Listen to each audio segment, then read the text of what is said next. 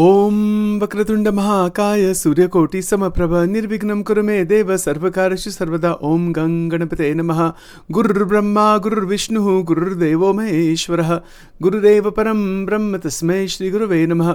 सर्वमंगलमांगल्ये शिवे सर्वार्थसाधिके शरण्ये त्र्यंबके गौरी नारायणि नमोस्तुते।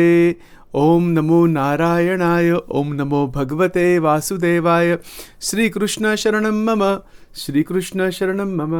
श्री कृष्ण शरणं मम। श्री राधा कृष्णाय नमो नमः। Om Shri Hanumate Namaha. Welcome to Nitya Satsang. Today is the 29th of April 2025. I want to offer my prostrations, Anantakoti Namaskara, and Danvat Pranam to all the great sages and to the one Supreme Paramatma residing in all places and in the heart of every single being. We're continuing to examine verse number 77 of Shri Vivek Chudamani, and in that general context of Advaita Vedanta, to better unfold the concepts and ideas in the Advaitic system of realization. So today, I just want to quickly review the verse we're looking at, and that verse is as follows: Doshena tibraha vishayaha krishna sarpa vishada visham nihanti bhoktaram drushtaram chakshusamapi. So this is the verse. So the translation is as follows: by its harmful nature, the sense objects, the vishayas, objects of sense perception or experience, is far more virulent than the poison of the black cobra. Poison slays only the one who consumes it, but this, meaning sense objects, can destroy even those who merely look at with the eyes of one's vasanas, etc. That is its meaning.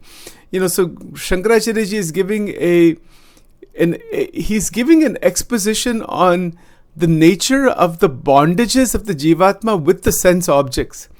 That the person gets bound inside of them so rapidly, so quickly.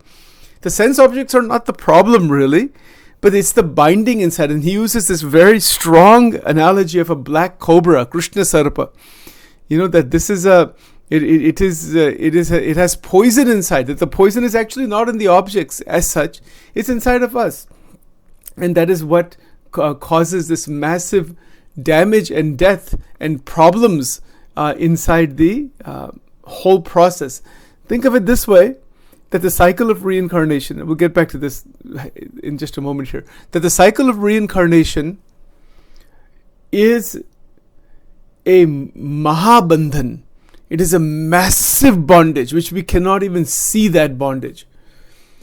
So this is where the Panch Vishayas, the Shabda, Sparsha, Rupa, Ras, Gandha, the 5 objects that are in our purview all the time, can we remain unbound with them? This is the real question in verse 77.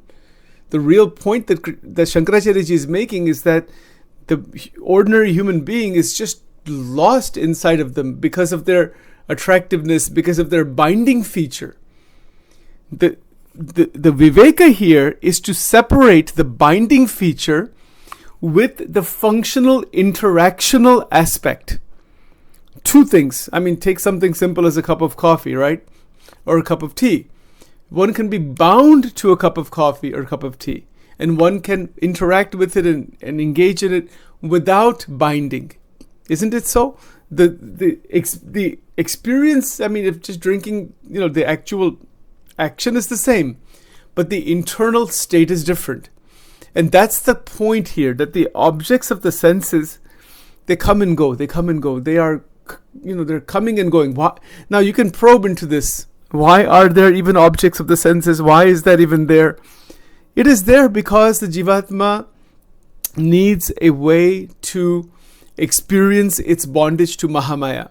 That's why. It is the expression of Mahamaya's bondage, engulfment.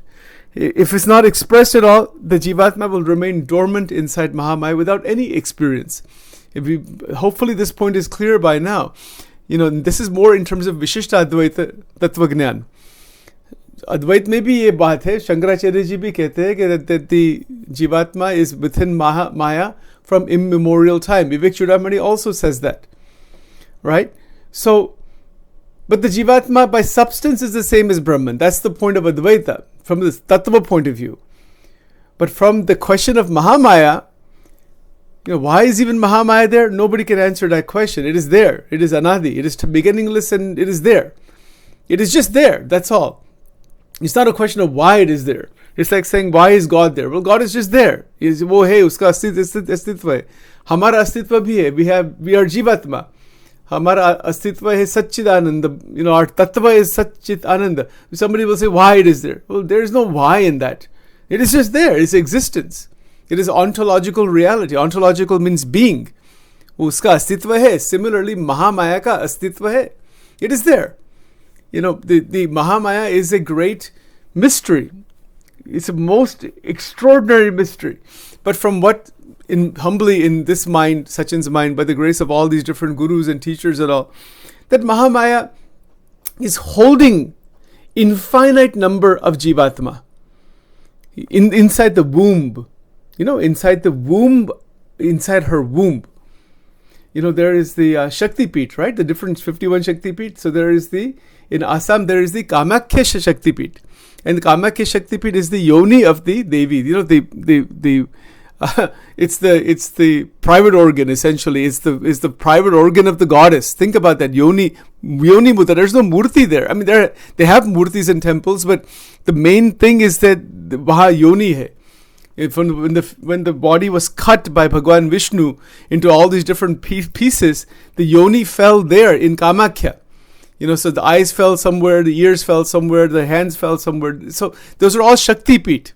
That's the story, of the Sati going into that fire, and then her body got burned, and Shiva is then carrying the body around, and Vishnu Bhagwan. This is the story. He takes the Sudarshan Chakra and cuts the body into 51 pieces.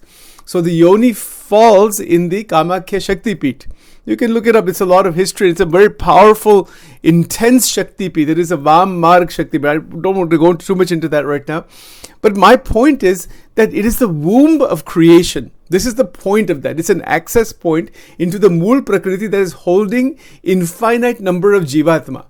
That is the sadhana that is done there. When you're worshipping Devi through the yoni, it means that the entire doorway into the infinite number of universes that are held inside the Garbha of Mahamaya are one can see them actually. You see this point. That Mahamaya is infinite Shakti. She's holding infinite universes inside of her. And each universe has infinite number of Jiva-Atma that are rolling around in the cycle of rebirth, birth and death, right? Bhavachakra Pravartini. Okay, now this is going on all underneath Mahamaya. So by worshipping the Shakti Peeth, it is a doorway out of Mahamaya into Brahman. That's what it actually is. So the different forms of sadhana, the different Mahavidyas, all different forms of Devi and Goddess which are present, they are a doorway into that Mool Prakriti herself, Mahashakti. And then that is the same as Brahman. This is the whole goal actually. That is the goal of the Brahma, meaning Akshara Brahma and Mahamaya, Brahma Shakti Abhed. You remember this point very carefully. This is Ramakrishna Paramahansa's statement, right? Ramakrishna Paramahans was always living in that fusion, Brahman and Shakti ka Abhed.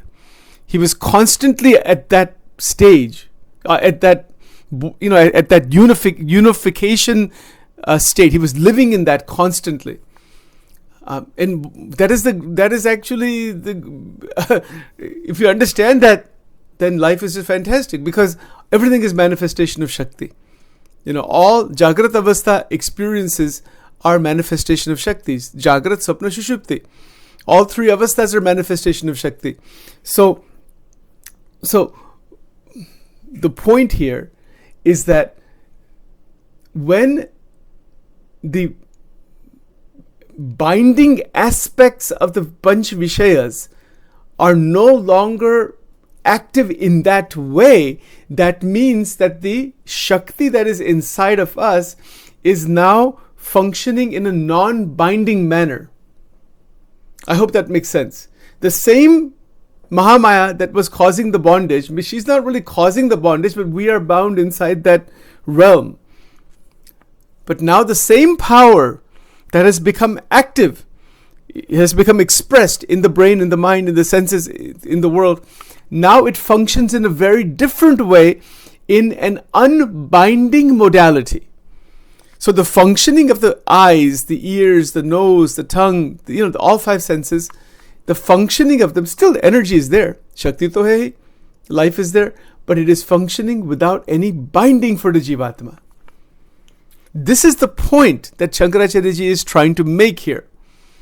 He's showing the binding aspect, and then in all the other verses in the Vivek Chudamani, he's showing how to be unbound. And so that unbinding is a day-to-day realization that the Mahamaya can release us. She has to release the Jiva-Atma from her clutches, from the Sattva Gun, Rajogun, Tamogun. Now, how does that happen? How does that release happen? Well, this is what is meant by Jnana.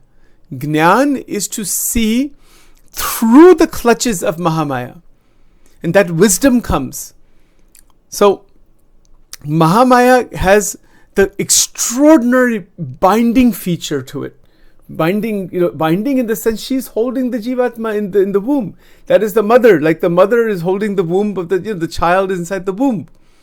So the Divine Mother is holding all of the Jiva-Atmas inside her womb. And by grace, she keeps giving them different experiences. It's a super intelligence. We cannot imagine that one. Different experiences come. But why are they there? They are there so that the Jiva-Atma can realize through the experiences that there is a state beyond them all, and to be not stuck inside those experiences. That's why they're there. Why are the Panchvishayas there? Why is this Shrishti there? Why is this even creation there? It is there so that we can be unbound we can reach a state of mukti through the experiences that are expressed. I know it's a little difficult to even explain it actually. Why is this Jagat even there? Why does anybody, why is this even there? And then see the experiences, there are different qualities. Some are high quality experience, low quality experience, different range of experiences. The entire range of experiences is there. Some places we consider very beautiful. Some places are very dilapidated. Some places are very foul smelling. Some places are very, like just beautiful gardens and fantastic roses and, those kinds of things, right? Why is all of this difference is there in Prakriti? Yes, that is how Prakriti expresses itself for the Jiva-Atma, so that the Jiva-Atma gains a diversity of experiences. But those experiences through the five senses in the human body are such that it is possible to awaken into the Atman. The Atman is Akhanda Ananda. It doesn't matter where you are. You could be anywhere in this world, in any situation. That Ananda doesn't go. Ananda is not dependent on the externality. Yes, the mind and the body are going to have their experiences. If I'm walking in a garden, I'm going to experience a garden. If I'm walking, in a place where there's only trash is there and all kinds of trash is thrown, then that's what is going to be there. But the Brahman is the same. The consciousness is not different, and the Ananda, that is the Atma Tattva, that is not different. So when a person realizes Ananda, person could be anywhere or nowhere. Anywhere, nowhere, doesn't make any difference. Waking, sleeping, dreaming, it doesn't make any difference. You are Brahman, you are Ananda. That is the realization. So this realization is what Shankaracharya Ji is trying to awaken, to snap out of this massive binding feature of these Panchvishayas. Now, to do so, lots and lots of different sadhanas are there. My allergies are just there a little bit, that's all. So it's fascinating. when we look at each indriya, each sense object, the akh, the eyes are bound in certain ways. But let's look at it this way. What is the non-binding? How can eyes be not bound? So there's different forms we see. We recognize that they're just waves. They come and go, come and go, come and go. But there is no engulfment inside the form. The form is there. The object is there. The experience is there. You go to a diamond store.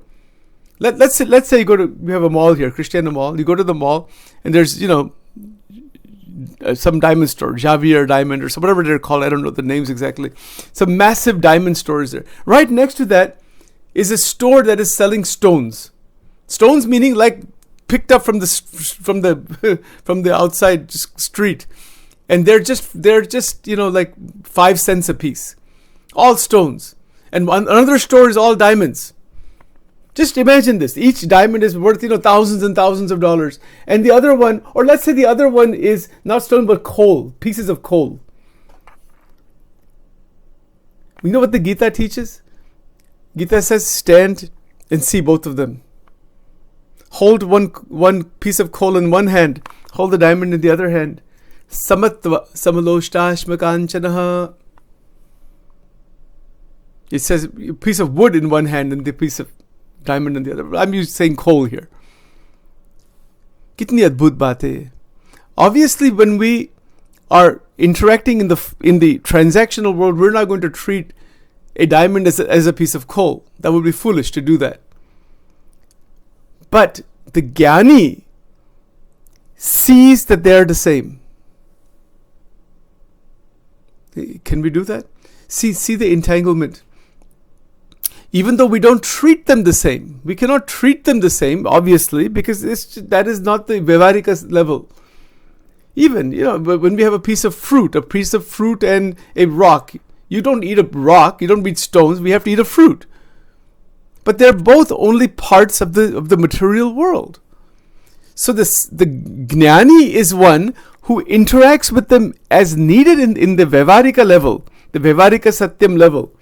But at the same time is seeing them in the light of the Paramarthika Satyam level. So let's say Sachin goes to the mall. I'm just going with some friends, let's say, and we see these 2 stores are there. See the internal, drawing. I want those diamonds. I want this one. I want, if I had, $100 million, I could buy this whole store. I could do this. I want this thing, This experience, okay, that experience is there. The other one, what is this nonsense? This coal pieces of coal are being sold here. Meaningless baatein sab. You see, so now, what Shankaracharya ji is saying here in verse 77,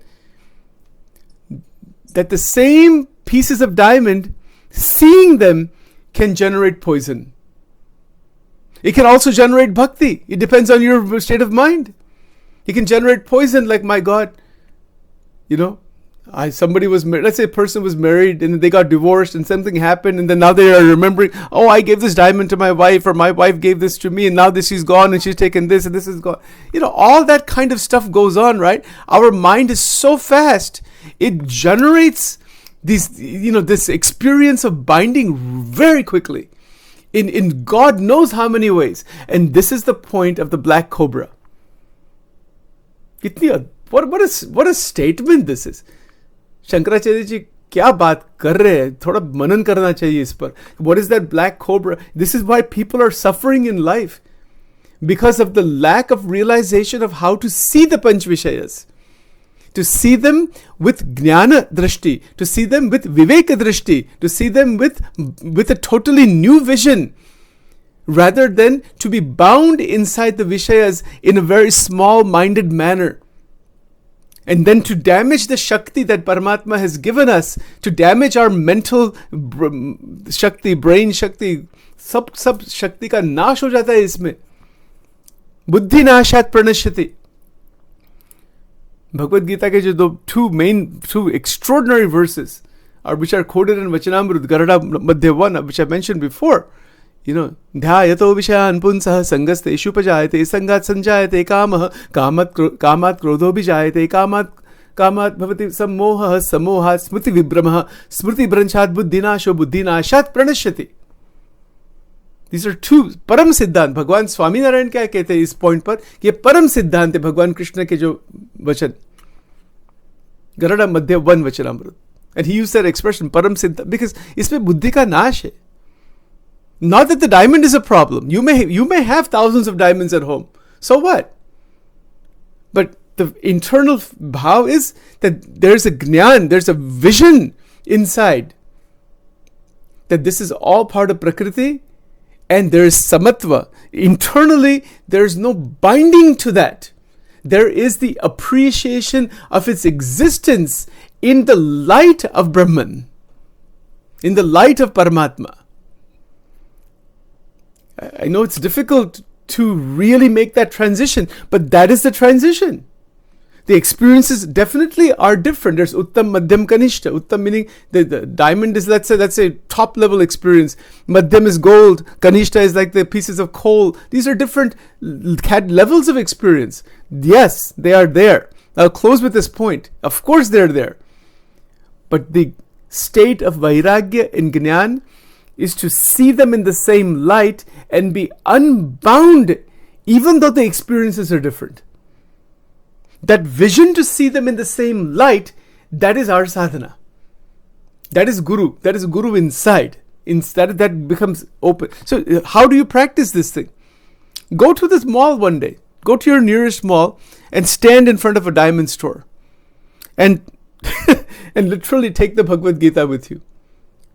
ये वो मंदिर ही है, वो भगवान कृष्णा का ही मंदिर है. And then go into a jewelry store, go into a coal store, go into the Acme or Kmart where they're selling all of those big bags of coal, and stand there for a half an hour. This is sadhana. We think of sadhana just in nature or in terms of mandirs or sitting at home with dhyan. Yes, all true. ये भी sadhana है. Try it sometime. Go to the mall for a half an hour in a diamond store and stay there for a half an hour. Take the Gita and start going through the Gita. Read the Gita actually in the diamond store. And to go into a coal store where there's bags of coal and mud and dirt that are being sold like pottery stores and all that. Like they have that section, for potting and all that. And the low price items are there. And take the Gita and say, is there any difference inside my mind? This is sadhana. Isko Brahma Vidya kehte hai. This is how Brahman is realized. Brahman is not realized by escaping from the world. Brahman is realized by seeing the world in a completely new light. Stay with the family and say, this is my whole family. The whole world is my family. You have 10, 15 people coming together for a family event. Internally, see, is there entangled attachment or is there only love? This is the big difference. When there's only love, there's only love. Then there's nothing else. Then there's interaction is still there, but the whole internal dimension is different. And that dimensional jump from the bondages of the Vishayas, Krishna Sarpa Vishadha, into undifferentiated Brahman, undifferentiated consciousness, pure consciousness, that dimensional jump from one state to another is exactly what Vivek Chudamani is all about. And that is a blessing we have. Sachin has particularly this Atma to think about this, to talk about this. Baki sab sansar to aise hi chalta hai. It goes this body will also go. But if we can realize this truth before this body goes, then the whole game is won. Okay, so let's stop here for now. Om Divalingaya Namah, Urdhvalingaya Namah, Anandalingaya Namah, Dwadash Jyotirlingaya Namo Namah, Om Trambakam Yajamahe, Sugandim Pushtivardhanam, Urvarukam Ivabandanan Mrityor Mukshyamamritat, Om Namah Shivaya, Om Namah Shivaya, Om Namah Shivaya, Shri Krishna Sharanam Mama, Shri Krishna Sharanam Mama, Shri Krishna Sharanam Mama, Shri Krishna Sharanam Mama, Shri Krishna Sharanam Mama, Om Durge Durge Rakshini Tha Tha Swaha Om Aim Rim Klim Chamundai Viche Swaha Om Shri Durga Arpanamastu Om Shri Radha Krishna Arpanamastu.